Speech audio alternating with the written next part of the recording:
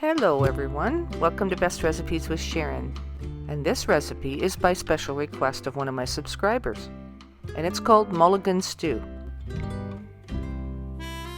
It's typically an Irish stew, and it's made from whatever ingredients are available.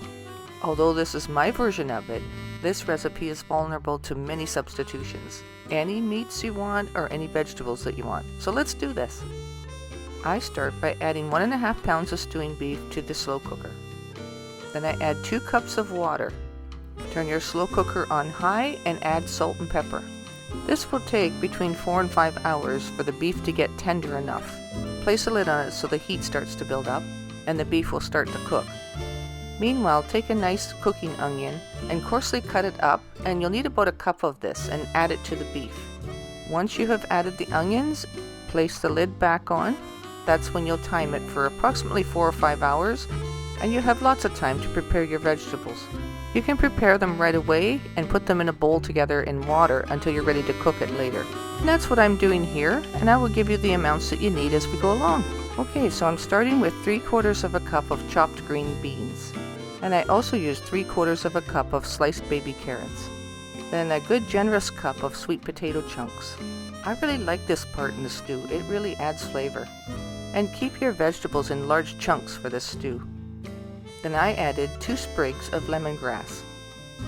And I chopped another onion and added another cup of coarse onion to the vegetables. And I say another cup because we already have onions in the beef part, and that's fine. Now get this bowl of vegetables over to the stove. We have 2 cups of boiling water here, and we add the vegetables to the pot. And then I sprinkle some salt and pepper in on the vegetables while they're cooking. And then turn the stove on high and get this to start to come to a boil, and then you'll turn it down and simmer. Then I added 2 sprigs of cilantro and 1 tablespoon of parsley. Now coarsely chop 3/4 of a cup of cabbage, and whether or not you like cabbage, you'll like it in this stew. It really makes a difference in the flavor. Or you could substitute it for broccoli, one or the other, whatever you have. Now I had some bell peppers to use up, so I added a 1/2 cup of chopped bell peppers.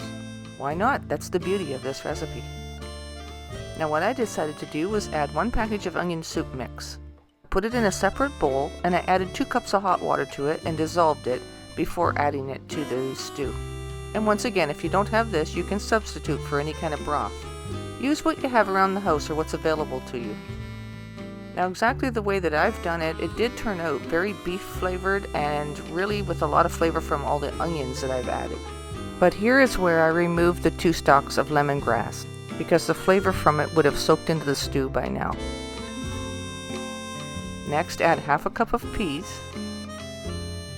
And then I take 1 clove of garlic and I finely chop that. Pretty much everything else is coarsely chopped, but not the garlic. You need that finely chopped so that it spreads its flavor throughout the stew. Add that garlic to your stew and let it simmer. And finally, add your pre-cooked beef chunks, broth, onions, and all. Now I cooked this in the slow cooker ahead of time, so I put it in the fridge until I was ready to use it. But this is so tender, this beef, that oh my goodness, it's just melt in your mouth. This is a very meaty stew, but it also is loaded with vegetables, so there's something in it for everybody. It provides such a tasty and hearty meal. But it's not finished yet, we need to thicken it a little bit.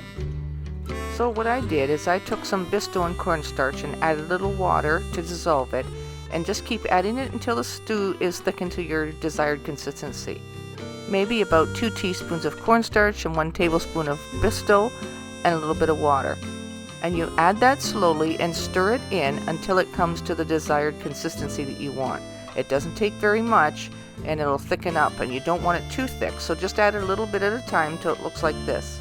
And the broth actually thickens enough just to cling to the vegetables and beef just a little bit. So now it's ready to serve. So this makes up enough for about 5 or 6 people. And it's like a warm hug on a cold day. Probably falls in the category of comfort food. Introducing Mulligan Stew. It can be anything that you want it to be based on what you have available in your kitchen. Hope you enjoy my version of it. Until next time, happy eating.